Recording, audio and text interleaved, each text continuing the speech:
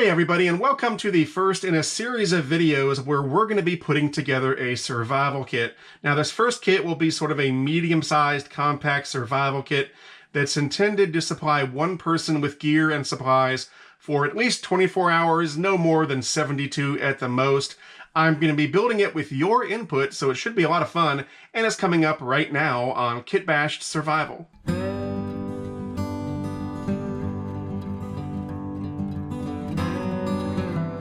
Alright, so I've never done a video series where I build a survival kit based on viewer input, so this is all new to me. I really don't know what I'm doing, and I'll just kind of figure it out as we go along. I'm sure I'll make some mistakes and goofs, and we'll just deal with them along the way, and hopefully we'll both be able to learn something in the process. So I figured the first step would be to decide on a container in which to put the survival kit, and that's what I've got here. And based on the selection here, you can kind of see the size of kit that I'm thinking of. We're not talking about a giant bug out bag, and we're also not talking about an Altoid survival tin. We're kind of right there in the middle, and I did that on purpose because, as I said, I've never done a series like this before, and I didn't want to bite off more than I can chew, so we're starting with a nice medium-sized compact kit that's going to have your basic gear in there to get one person through 24, 48 hours, maybe 72 at the most. So what we're going to do is go through each of these containers, and I'll point out some of the pros and cons, and then I'll get your input from the comments below, and based on your input, in the next video, we'll start putting gear into one of these containers. Alright, so this is the first box that we're going to look at today. This is the Survivor Dry Box, made by MTN Case Guard, Dayton, Ohio. It is made in USA, and it's got a compass in the stock. Kind of hokey, but it does work, although it does have a label on the bottom that lets you know that if you put metal in this case, it's going to affect the accuracy of the compass, which is correct. It's got 3 latches, opens up like that, and on the inside it says water resistant, non-submersible. So it does have a rubber seal around the lid, so it will be water resistant but not waterproof. You can't take it scuba diving or anything like that. So let's see what the dimensions are here, roughly.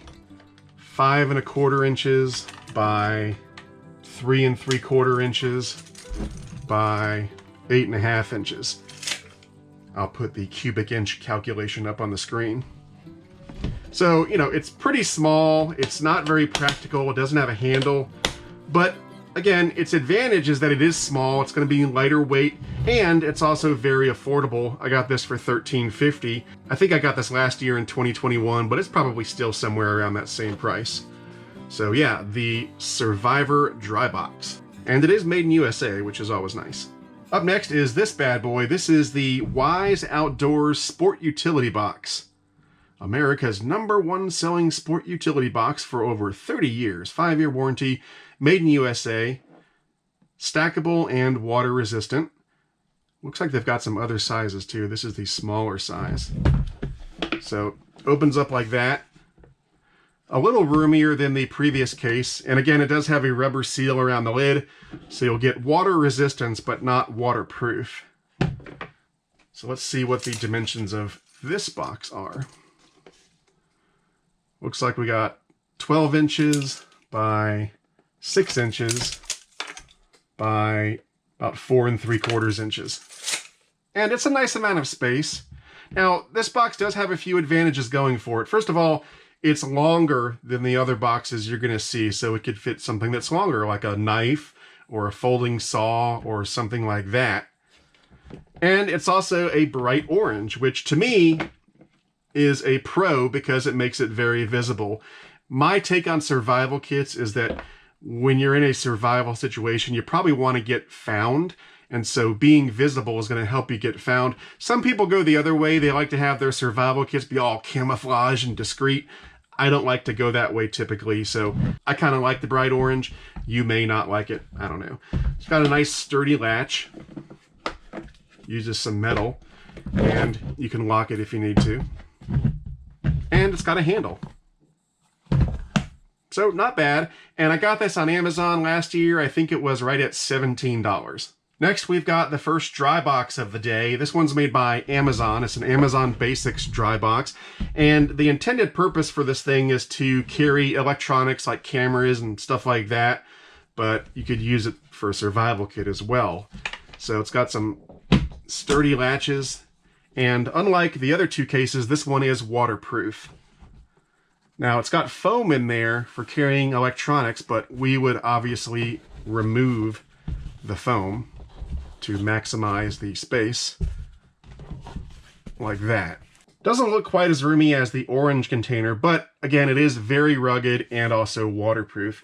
Let's get a measurement here. So we've got about 10 3/4 by 7 3/4 by, I'll say 4 inches, just because you get a little extra room at the top.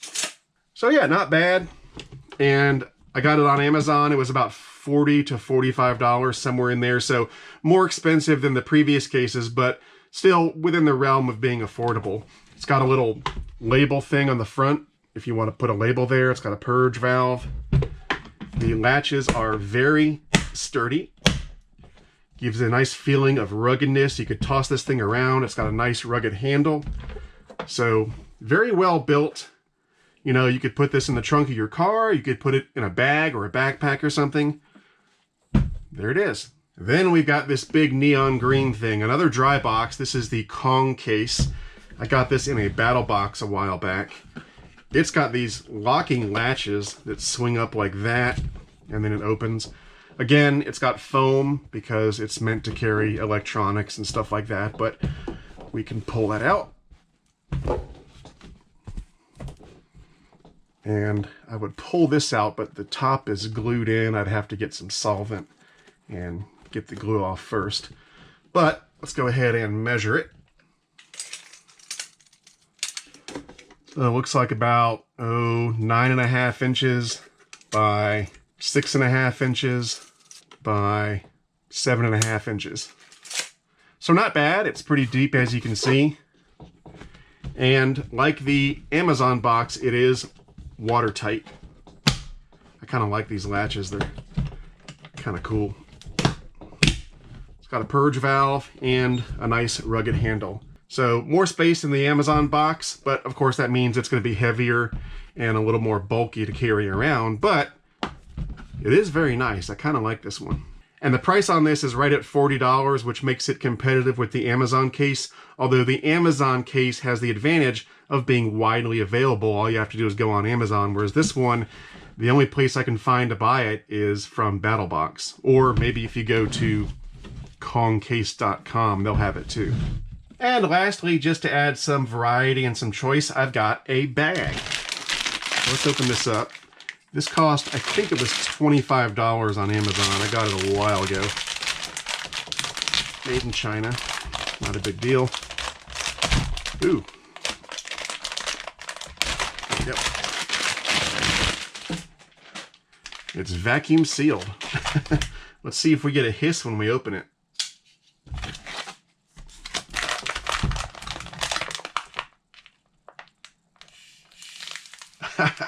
Nice hiss. I think Steve 1989 would like that. Okay, so you got that black camouflage going on, Velcro up here with the American flag. And this is a sling pack, so it doesn't have two straps for your shoulders. It's got one. Sling it over a shoulder and carry it away. It's got some molly webbing up front. Got a front pouch. There's the mid pouch. Let's see if I can get this. There we go. There's the big pouch, and they included some D-rings, which is nice. And they also included, I don't know what this is. Let's see. It smells great because it's been vacuum sealed all this time. Oh, it looks like a bottle holder. So you could put this on the sling and carry a bottle of water or whatever around. Lots of molly webbing all over the place. Another pouch back here, and then also got a zipper pouch there. You've probably seen these things before. There's a little area back here. If you want to see what one of these things looks like with gear in it, well, here it is. A while back, I reviewed the Sokoa S3 Survival Kit, and I repackaged it into this bag. This is a sling bag, just like the one I showed you, except this one is black. And it's got a couple differences here and there, but essentially the same design. So pretty nice. So yeah, this one has pros and cons. You know, on the pro side, it's very portable. You can put it over your shoulder and just take off with it. And it's got a fair amount of space for gear. On the downside, it's not waterproof. So if you get significant water, your gear might get wet. But I kind of like it. So those are your choices. We got 1 bag and 4 boxes. So let me know which container you would prefer, and then I'll look at the comments and we'll move on from there. Like I said, I've never done this before, so I'm sure it'll be a learning experience as we go along, but it should be fun. Anyway, like I said, let me know which container you prefer in the comments below. I'll give it about a week and then I'll look at the results and we'll go from there. And in the next installment in this series, we'll take whatever container you guys have chosen and we'll start to fill it with gear, and I'll get you guys' input on that as well. So that's it for now. I'm Eric Siegel. This is Kit Bashed Survival. Thanks for watching, and I'll see you next time.